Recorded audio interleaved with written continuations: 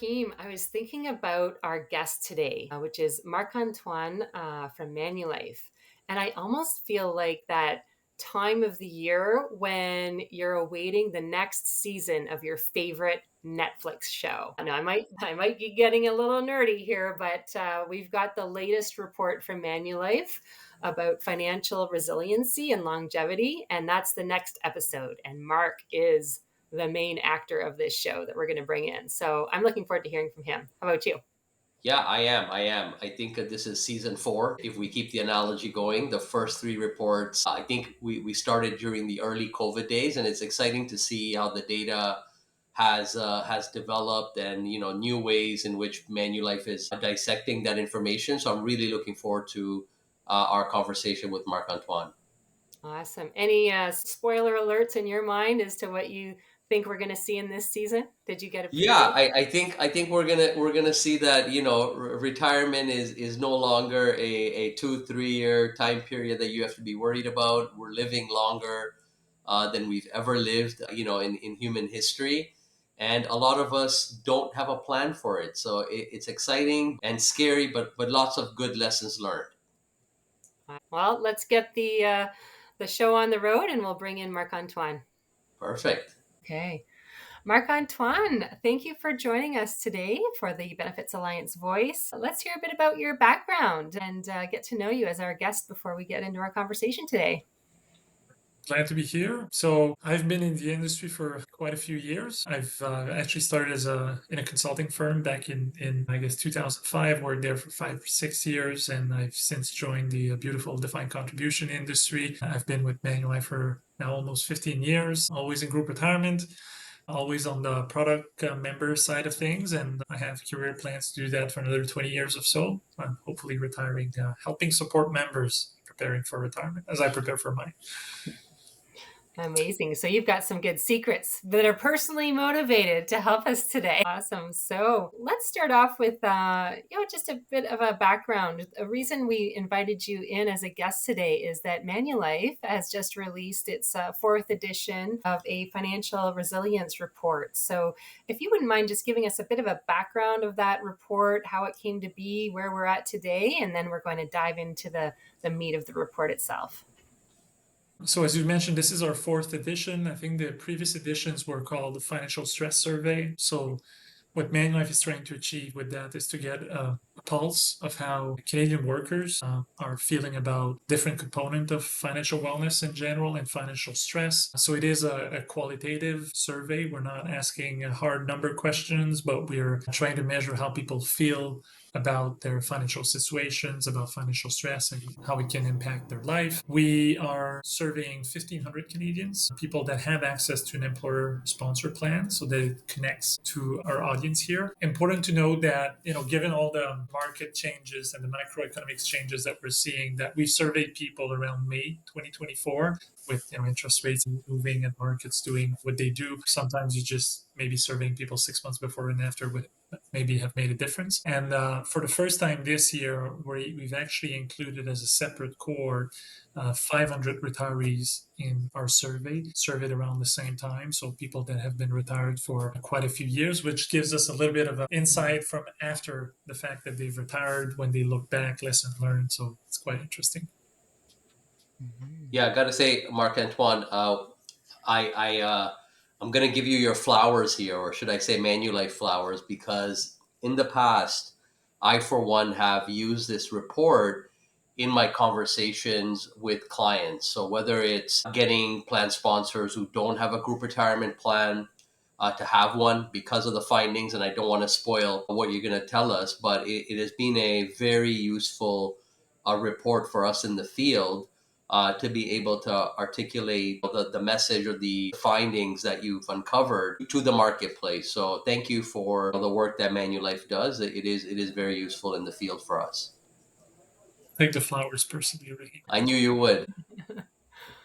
Amazing. So let's dive into maybe some of the quick takeaways from the report. Like what really stuck out to you? I'll ask you, Marc Antoine. Like what really, when you compare the past reports to this one, what were some of the key takeaways that really stuck out?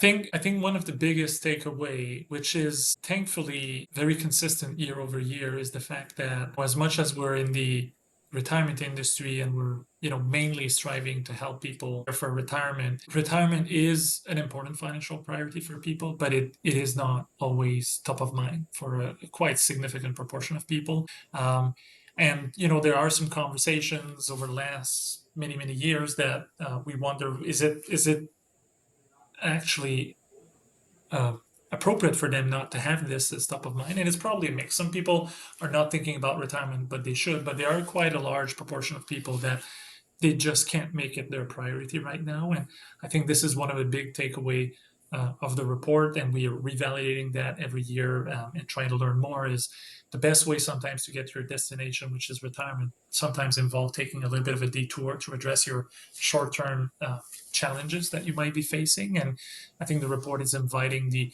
industry, including employers, to kind of acknowledge that. And that, even though every workforce is different, that every employer probably have a very sizable portion of their population where you might have to address the problem differently. So that's definitely uh, the largest takeaway of the report that we're validating every year. Another one that I would mention, and it's a new angle that we've expressed in the report, was that we're looking at things from a generational perspective. It is one very effective way to cut the data. So we're looking at Gen Z and millennials as one group, Gen X, the sandwich generation in the middle, as well as boomers who are about or have already entered retirement. So cutting this data in this particular way, which is a very common way to think about our workforce, helps us expose different realities. While it's not the only way to cut the data, it does show material differences in the workforce. And the last thing, which is probably very important for the audience here today, is that it is possible for employers to take action. There is a business case for them to get involved in improving their employee financial wellness. Employees want it, employees need it, and they're going to reward their employer either from a lower turnover perspective, and it can also be used as a tool to attract new employees. So there's a problem, there's the problem across different generations, but there are ways to actually get value out of it, would be the third one. Yeah, and Marc Antoine, one of the things that I read in the study, and maybe you could double click, is the employers need to kind of have this initiative and support this initiative. Can you talk about the results around people bringing financial worries to work? I thought that was a really neat way to think about it because, as an employer, selfishly, yes, I love my people. I want them to have money for retirement. But as a business case that your HR is making to the CFO, I'm wondering if you could talk a little bit about the productivity side and how that's impacted. As a son of a CFO myself, who was CFO over a small business, I do love the question. What's in it for me? What's the return on investment? Um, so we do ask very specific questions to respondents. So one of them is, um, do you worry about your finances at work? And it's 4 out of 5 that are saying that they do worry about finances at work. I'm actually, in a way, it's surprisingly high, but like I'm almost surprised it's not closer to 5 out of 5. Like people And think did about that did money. that hold true across the different types of categories that you're looking at? Yes, yes, this is widespread. People think about money whether they're young, whether they're old, whether they're men, whether they're women. Like there's small variation, but they're not material enough to be highlighted. Everybody thinks about money, it seems. And it has been fairly consistent over time. That's the beauty of doing the report for the fourth straight year. It is getting slowly but surely a little bit worse as we think over last year, inflationary pressure are a concern for everybody. Increased interest rate if you have a mortgage renewal. So we're getting, it's almost like it's gaining ground a little bit with more and more people. It's not going from 60 to 80%, but it is increasing by a few percentage points as the macroeconomic conditions are a problem. The other thing that we asked them was a little bit more quantitative in this case, is because we want to get to that return on investment, this ROI, is how many hours every month you spend at work. So you're supposed to be working. How many hours are you spending, wasting or thinking about your financing? The average is around 3.5 hours per month that you're just not productive because you're handling financial matters or you're thinking about money, you've got stress. So that does build up when you look at an entire organization. And when we ask about actions or like, is there anything you feel could be done, you have more than half of people that are saying that they would be more productive if they were not didn't have those financial worries. So, whether you look at it from a quantitative or a qualitative perspective, like finances have an impact on productivity at work. We also, we call it presenteeism sometimes, Mhm. where yes, you're physically at work, you're sitting in front of your computer, but your mind is elsewhere, which means you're not, giving your 110% in your workplace. And financial stress definitely is a big component of that. One thing that goes through my mind is you talked about how there's different stats according to Gen X, Gen Z, etc. But outside of that, there will be people going through different stages of life or surprises in life, right? It could be you know, this is when it matters a lot when you think about financial stress and resilience. What do you do or how do you react in the face of something unexpected, whether it could be a death or maybe it's something surprisingly amazing, like that you're going to start your family or that you're buying a house and all of those wonderful things, that the life events, right? Some of them are known and some of them are unknown. So I think one question I have for Rahim is, when you use this report, as you indicated with the flower session, what are some of the strategies that the employer and yourself take to engage employees and increase, the likelihood of expressing, like, even making a plan, right? Sometimes no plan would cause high stress, and having a plan, even if you're not ready to contribute fully, is a stress. So it's a conversation piece. So I'm curious to see how exactly you position the report and what are some of the actions you do, Rahim? Yeah, I think it's twofold. So for clients that don't have a plan at all, we use a study like this or data like this to have support behind why it is important to have a plan. I cannot tell you, Caroline, on more than one occasion, I've had a business owner who's called us and said, you know what, I've had people working for me for 30 years now, and they're about to retire. I've never done anything for them. I know it's too late for these individuals, but what can I do to support the people that I have today so that I don't make this same mistake again?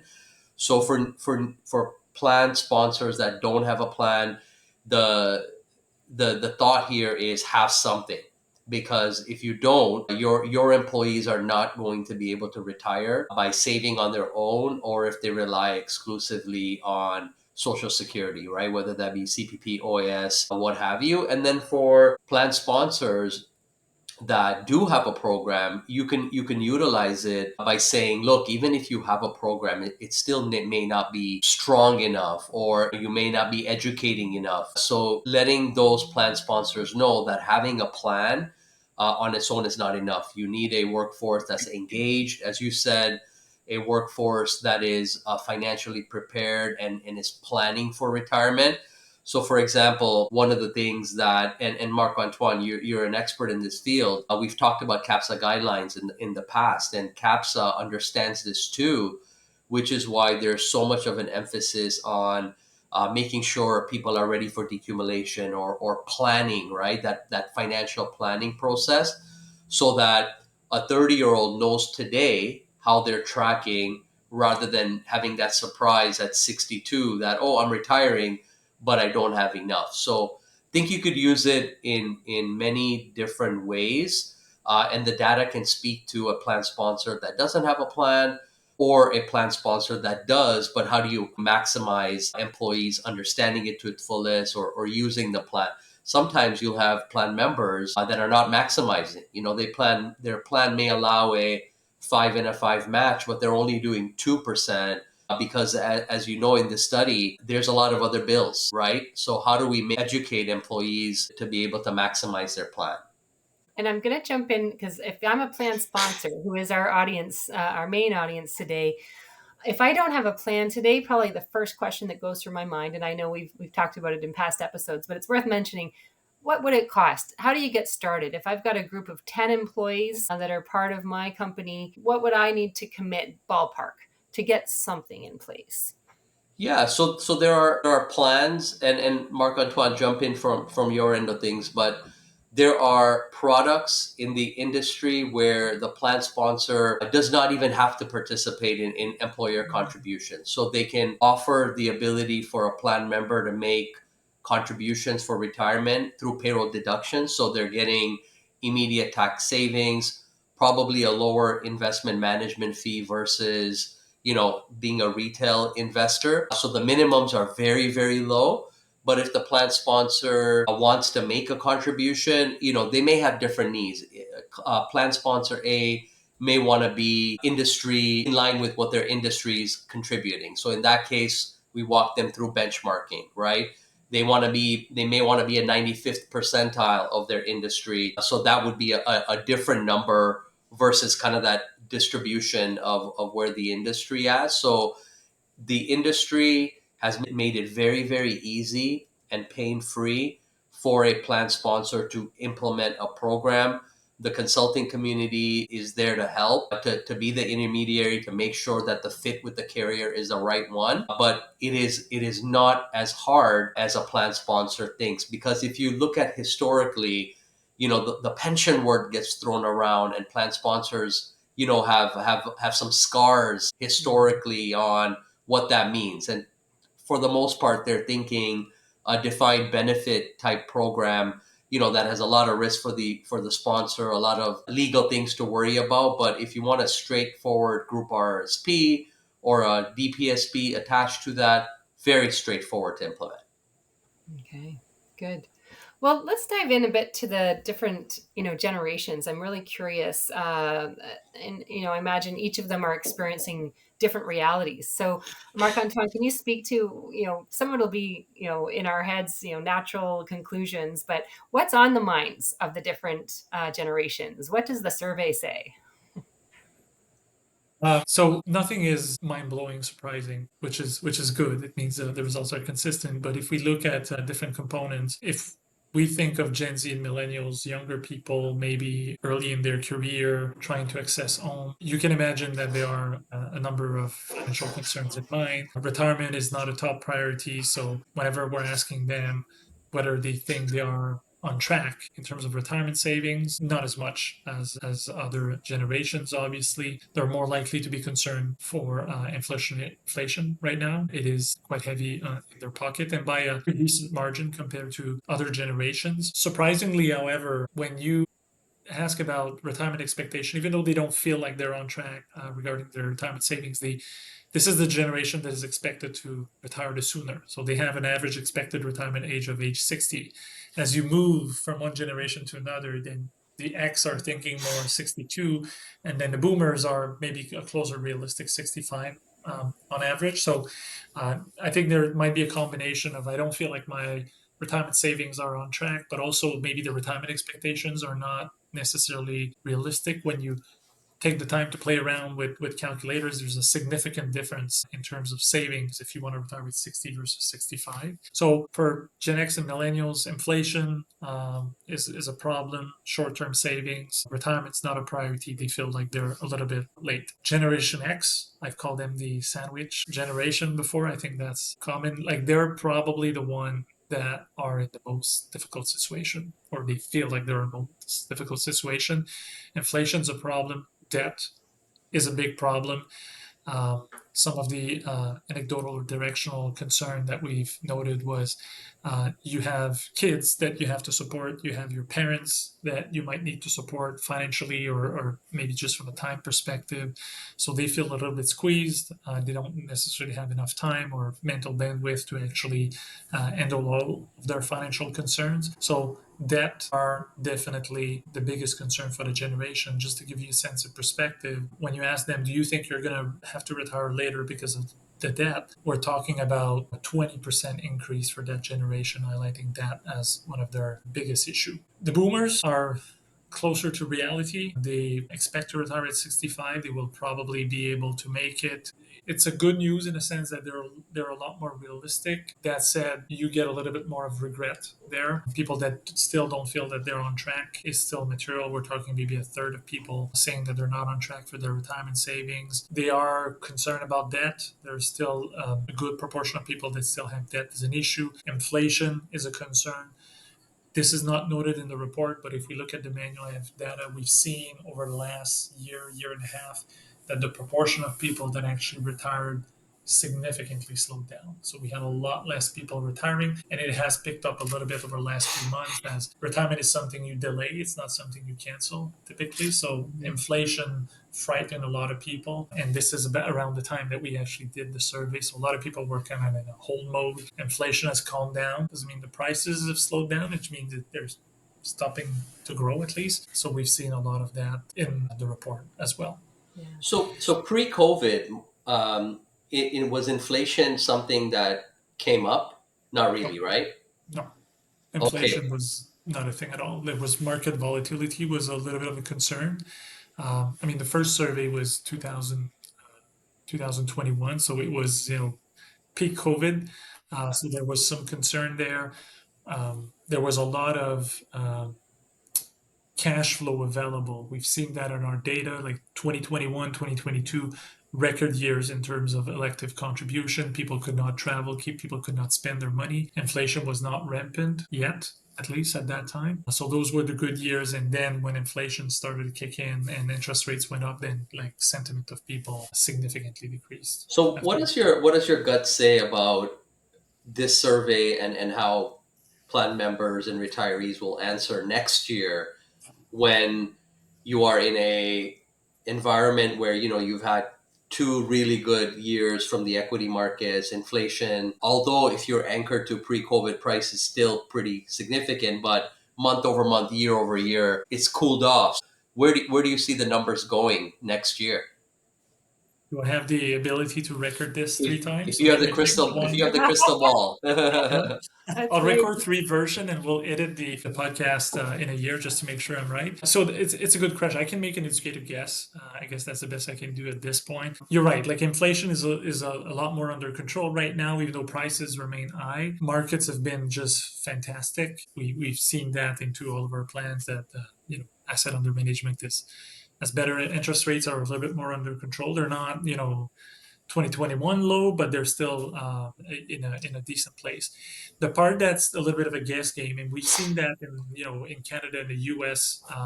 Like what this survey measure is how people feel, and not Yeah. necessarily how they are. In fact, like there was a lot of conversation in Canada and the U.S. about like people feel like the economy is very difficult, but when you look at the hard data, the economists will say, well, actually, people are in really good place. Like salary on average, not for everybody, salaries on average have increased significantly so that people have actually caught up to some of the inflationary pressure. So they're in a good place, but they don't feel like it. So there's probably it's gonna take time for people to start to feel better again, unless there's a major kind of external event that would rock the world. Like I do expect that the sentiment is going to improve somewhat significantly, assuming inflation stay under control and interest rate. I think people will start to look at their December 2024 statements and they're going to say, oh my God, like my account balance has increased somewhat significantly, my RSP, TFSA, and that should reflect in next year survey, which we're going to be surveying people in just a few months. I'm crossing my fingers that nothing big is going to happen. So I do expect it's going to start to feel better again.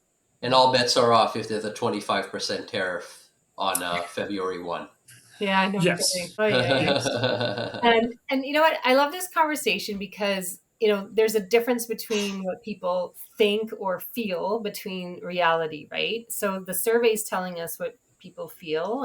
How confident are you about your ability to retire? Oh, I feel great. I seem better than my parents were at my age. So yeah, feeling good. I can do this in 5 years. But without the advice or insights as to looking at their actual investments and what they want their lifestyle to be. And that's where the value of what you do, Rahim, as a financial advisor and helping to educate people. Are their feelings and thoughts in line with reality? So where I'm going with this is how do you use a report like this that tells us the feelings, tells us the thoughts, but then do a little bit of myth busting or like kind of education in a very open way without getting into people's private business, but making sure that people know that, hey, did you know that saving for X amount of years, at 5% versus 2% is going to make this much difference? Like, that's what I'd like to hear from you as well, Rahim, is translating feelings into like the litmus test, really. Yeah, it's actually exactly what you just said. So Mhm. if you were talking about group plans, I always talk about the importance of education when it comes to plan members, right? And as Marc-Antoine said, you could be feeling a certain way, but the reality is that you may be better off than you think you are. So when education is done, we do all of that. So for a young person, one of the stats that I love that we show is what percentage of income do they need to save in their 20s to hit their retirement goals. So for example, and I don't have the slide is in my mind, but it's not in front of me. But it goes something like this: if you're in your 20s, you need to save 7% of your income annually to meet your replacement ratio, which is the amount of money you'll need at retirement, right? And the replacement ratio most financial professional work towards is about 60 to 70. And that same slide shows now if you wait till your 30s to save, now it's double. So in your 30s, you need to put away 14%. And in your 50s, you need to put away 50%. So for young people, the message there is there's no better time to start than today. And to be honest, it's the same message for everybody, right? The best time to save was yesterday, and the next best time is now, right? So we would do things like that.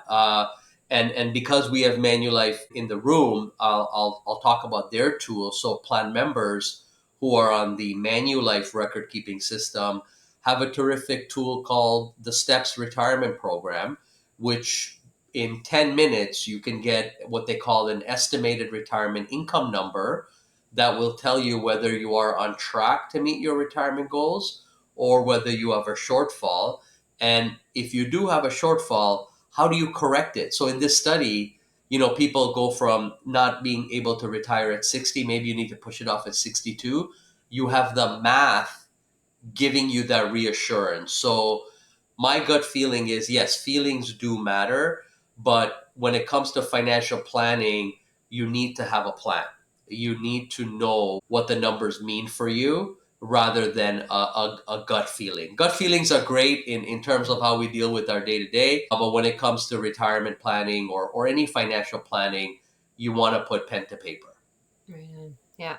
So if I summarize sort of what we've been talking about today, overall, this report tells us, different generations are experiencing different realities that, in fact, financial wellness or financial resiliency and stress is on people's mind. It does take away from work that, at the end of the day, an employer can help. They can do something to help. And that is where the rubber hits the road, right? At the end of the day, helping Canadians save for retirement or save for their life goals is something that's extremely meaningful, that translates not only to financial wellness but mental and physical wellness too, right? So as we go forward, I think, are there any sort of last comments, like something that you advise to our listeners? That's the one thing you want them to take away from our episode today.